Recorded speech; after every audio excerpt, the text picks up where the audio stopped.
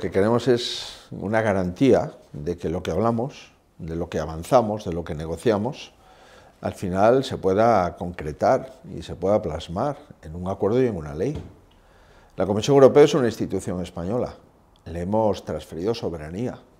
El comisario de Justicia europeo es el ministro de Justicia de Europa y este comisario ha hecho un dictamen que insiste a las autoridades españolas que hay que renovar el Consejo y hay que modificar la ley para darle mayor independencia al órgano de gobierno de los jueces.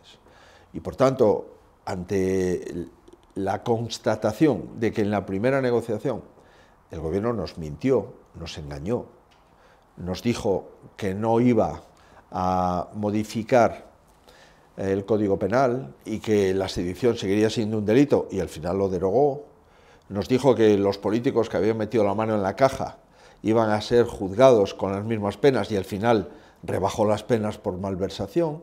Por tanto, estábamos negociando la independencia judicial y a la vez el gobierno estaba negociando en otra mesa con el independentismo modificar el Código Penal para disminuir la propia independencia judicial. Bueno, ante esos antecedentes, lo que le hemos pedido al gobierno es que supervise ese comisario europeo, ese ministro de Justicia europeo, las negociaciones que vamos a abrir. Por tanto, yo lo lamento, pero creo que para el Estado de Derecho en España, con este gobierno, es necesario un supervisor europeo que tiene responsabilidades en el propio Estado de Derecho, que supervise y garantice que lo que se habla y lo que se acuerda es una cosa y no la contraria. Mire, yo creo en el Tribunal Constitucional de mi país, he creído en todos los tribunales constitucionales de mi país, pero no le oculto que hay un cierto grado de desconfianza, porque en este momento el Tribunal Constitucional de España tiene a dos ex altos cargos del gobierno como magistrados y como miembros del mismo. Esto pues, no había ocurrido de que el ministro de Justicia de un gobierno, al cabo de un tiempo, se convierta en magistrado del Tribunal Constitucional con el mismo gobierno, y tampoco que un alto cargo de Moncloa vaya al Tribunal Constitucional en calidad de magistrado. Y tampoco había ocurrido que el presidente del Tribunal Constitucional fuese un ex fiscal general del Estado nombrado por otro gobierno del Partido Socialista. Ahora bien, yo confío en las instituciones y por tanto confío en el Poder Judicial, confío en el Tribunal Supremo de mi país y confío en el Tribunal Superior de Justicia de la Unión Europea y, como le decía, en el Comisario de Justicia Europeo. Y Europa sí que ha tomado nota de la ley de amnistía. Prueba de ello es que le ha mandado al gobierno que le aclare y que le mantenga informado sobre ese texto una vez que se convierta en ley. Por tanto, sí creo que la ley de amnistía, una vez aprobada, tiene recorrido en los tribunales españoles, Tribunal Supremo, y en los tribunales europeos, en el Tribunal Superior de Justicia de la Unión. Porque conseguir una investidura a cambio de la impunidad judicial no es un hecho que se haya producido en otros países de la Unión Europea. Y aquí el presidente Sánchez lo es porque le ha dado impunidad judicial al señor Puigdemont y a los independentistas catalanes. Y que en esa amnistía se borren los delitos y que además se borren no cualquier delito, el delito de rebelión, el delito de sedición, pero los delitos de corrupción y los delitos de terrorismo. Yo creo que Europa, una vez que tenga el texto de la ley, tomará buena nota y contrastará si esta ley encaja o no en el Estado de Derecho europeo. Y en mi opinión, y en opinión de muchos juristas, que es lo importante, no encaja. El señor Sánchez nos descalifica simplemente por defender lo que defendía el señor Sánchez antes de las elecciones. Nos descalifica porque no estamos de acuerdo con la amnistía, él tampoco lo estaba. Nos descalifica porque no estamos de acuerdo en que se amnistía al señor Puigdemont. Él decía que había que traerlo a España y ponerlo a disposición de los jueces.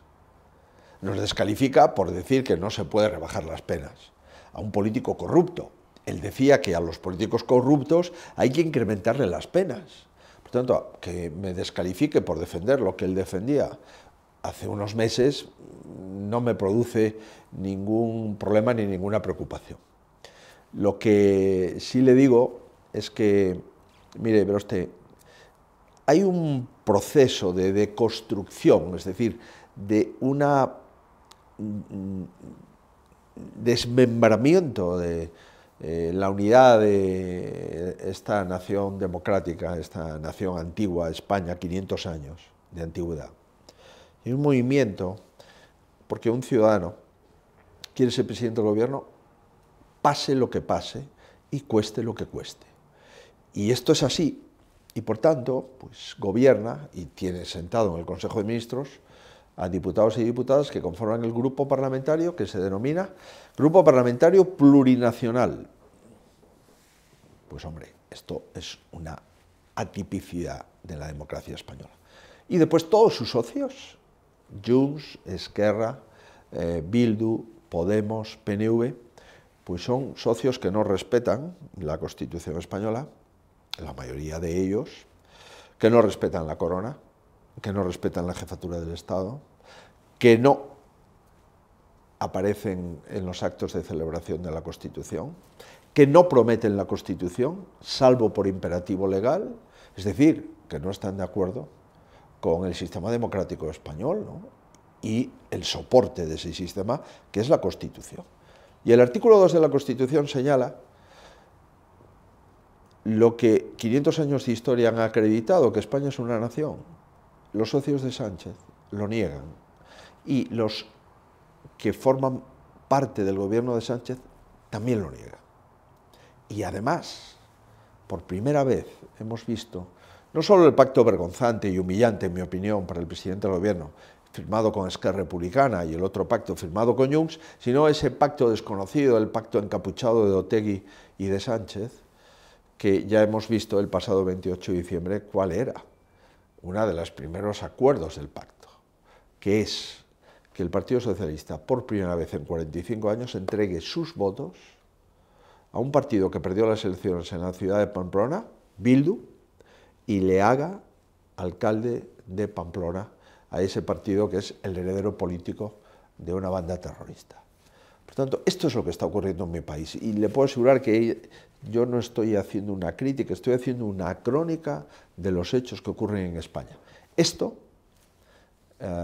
es absolutamente atípico y nos mete en una senda de extrema preocupación. Y no lo he dicho yo, lo han dicho la mayoría de expresidentes de España, tanto del Partido Socialista como del Partido Popular.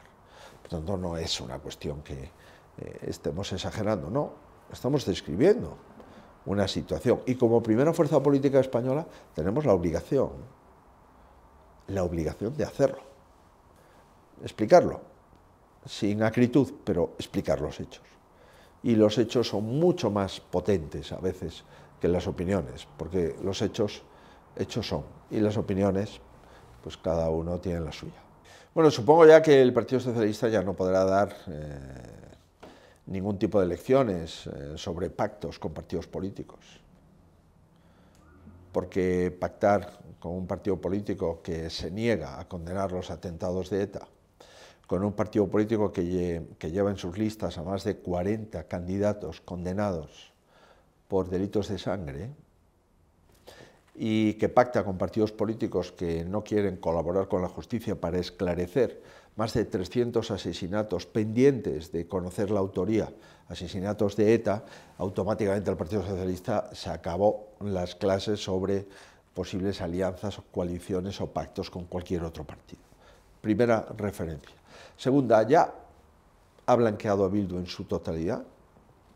Bildu es un socio de Sánchez, Sánchez es un socio de Bildu, Otegi y Sánchez son socios, son correligionarios, son políticos amigos, son políticos que se entienden y pactan entre sí.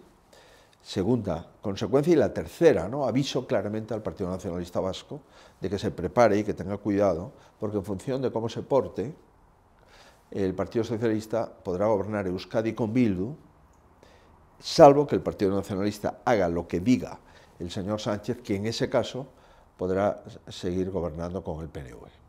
Bueno, hay una serie de consecuencias que rompen la historia democrática española, que rompen pues, años de sufrimiento de miles de personas, 10.000 heridos de la banda terrorista ETA, 900 asesinatos cometidos por esta banda terrorista, y que es una enmienda a la totalidad también a la historia del Partido Socialista Obrero Español, ¿no?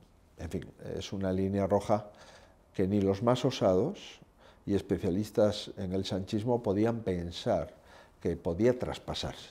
Pues ahora ya tenemos la confirmación de que no es posible solo, sino que es un hecho también. Y vuelvo a reiterar, la potencia de los hechos en política es determinante.